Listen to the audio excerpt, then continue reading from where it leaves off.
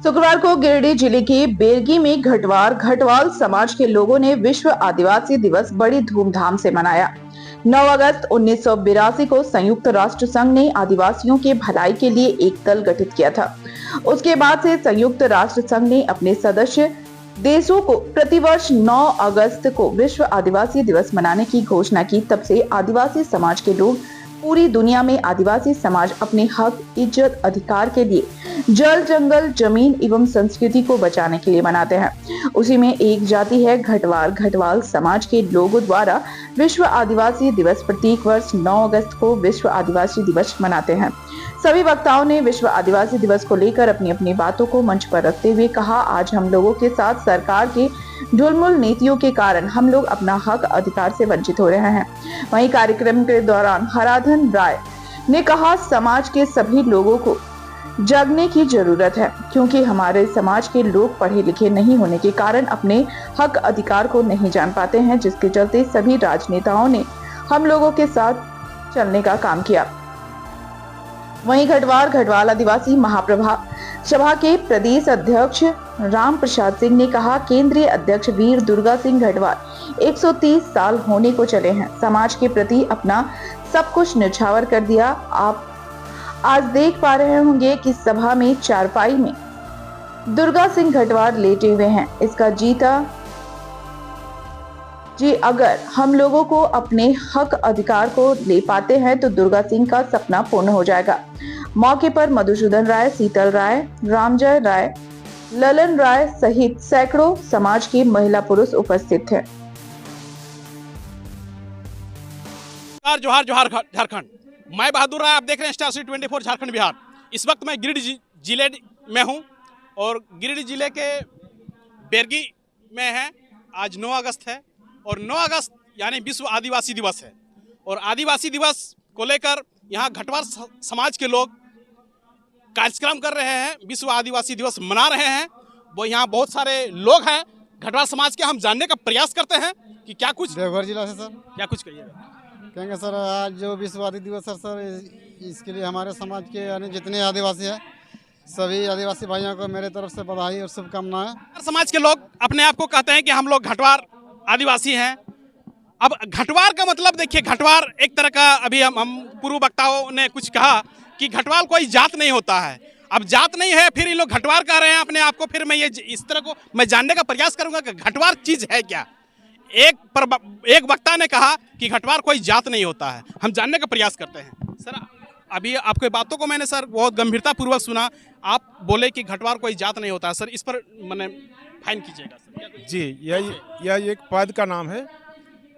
जब घटवाली टेनेंट्स यहाँ लागू हुआ था, मैंने उस समय जमींदारी प्रथा थी। स्वतंत्रता प्राप्ति के पहले यहाँ जमींदारी व्यवस्था थी।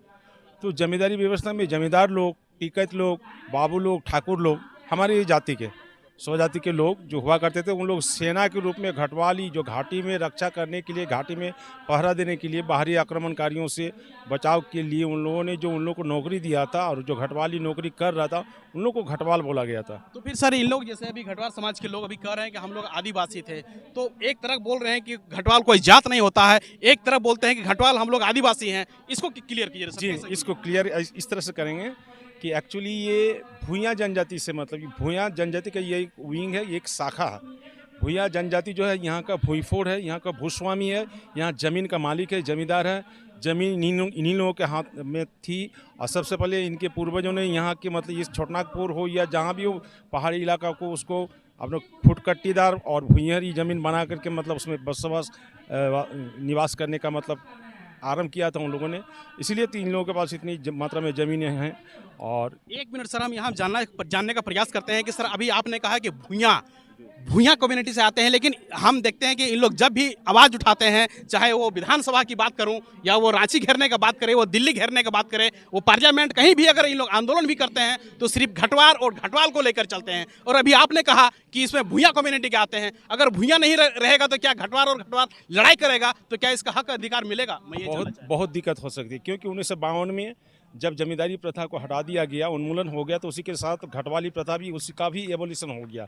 इसलिए अभी कोई घटवाल बोल करके कोई रेजिमेंट है नहीं। वो आदिवासियों का एक रेजिमेंट था, उसमें विभिन्न जातियाँ उसमें काम की थी। उसमें से भूमिज घटवाल भी आता है, भूया घटवाल आता है, गोंड घटवाल आता है, उसके बाद मल्ला घटवाल आता है, निषाद घटवाल आता है, बावरी घटवाल का भी नाम पाया गया। तो इसमें इनको स्पेसिफिकेशन उसमें देना होगा कि स्पेसिफाई करना होगा कि हम कौन घटवाल हैं। तो ये जो इतिहास और जो गैजेटियर्स में हम लोग को ये मिल रहा है, चूँकि हमारे पूर्वज तो पढ़े लिखे थे नहीं, तो अब उसके वंशज हम लोग पढ़ाई लिखाई कर रहे हैं। उसमें tribes and caste of Bengal H.S. Risley के द्वारा लिखी गई किताब में लिखा है कि भूइयाँ द लैंड लॉर्ड, और ये धरतीपुत्र है और they are the first settler, मैंने पहले यहाँ सेटल किया है, इसलिए उनका नाम है भूइया। भूइया मतलब होता है भूस्वामी, जमीन का मालिक।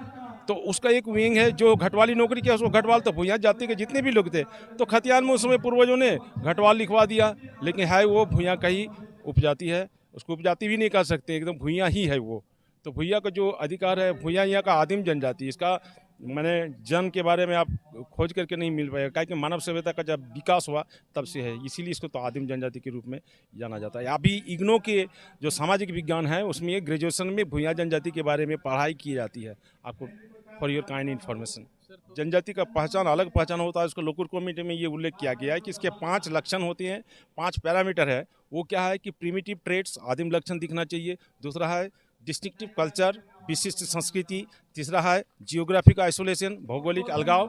चौथा है science to contact with other communities, किसी दूसरे कम्युनिटी में, किसी दूसरे समुदाय में मिलने में वो संकोच करेगा। और लास्ट है गरीबी और अशिक्षा।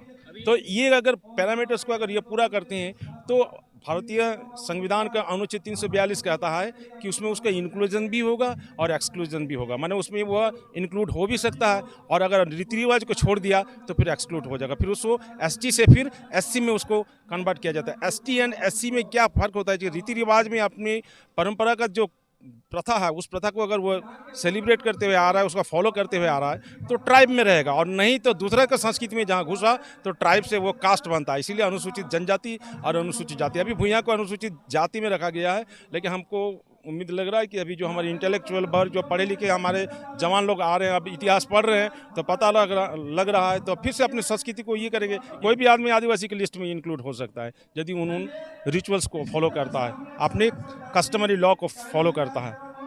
नाया होता है, अपना पुजार होता है, अपना देवरी होता है, अपना पुजारी होता है, पहन होता है, और वही हमारे ग्राम देवता का पूजा करता है, आखन यात्रा करता है, मड़ई पूजा करता है, मंडा पूजा करता है, आषाढ़ी पूजा करता है, रंगाहारी पूजा करता है, शादी करता है, मरक्यूर की सब कोई हमारा नाया ही करता। तो ये हमारे इतिहास मिल रहा है। संयुक्त राष्ट्र संघ ने जो घोषणा किया है, जो घोषित किया है 9 अगस्त, और इसमें जो है ना पूरे विश्व में आदिवासी लोग एकजुट होकर के जो है ना अपना सुरक्षा के लिए ये मनाते हैं। जैसे अभी आदिवासियों का जनसंख्या विश्व में घट रहा है और भारत में बहुत ज़्यादा ही जो है ना घट रहा है। इसका मुख्य वजह है कि आदिवासियों को बड़े पैमाने पर पूरे देश में धर्मांतरण किया जा रहा है। इसका जीता जागता उदाहरण है आदिवासियों का जनसंख्या घटना और कम होना। आज जो है ना घटवाल आदिवासी महासभा, ये जो है ना गिरिडीह जिला के बैरगी गांव में हम लोग जो है ना ये प्रोग्राम रखे हैं, और यहाँ से राज्य सरकार और केंद्र सरकार दोनों ही सरकार को जो है ना ये संदेश देना चाहते हैं कि जो है ना आदिवासी को सुरक्षा जो है ना दिया जाए, और आप बड़े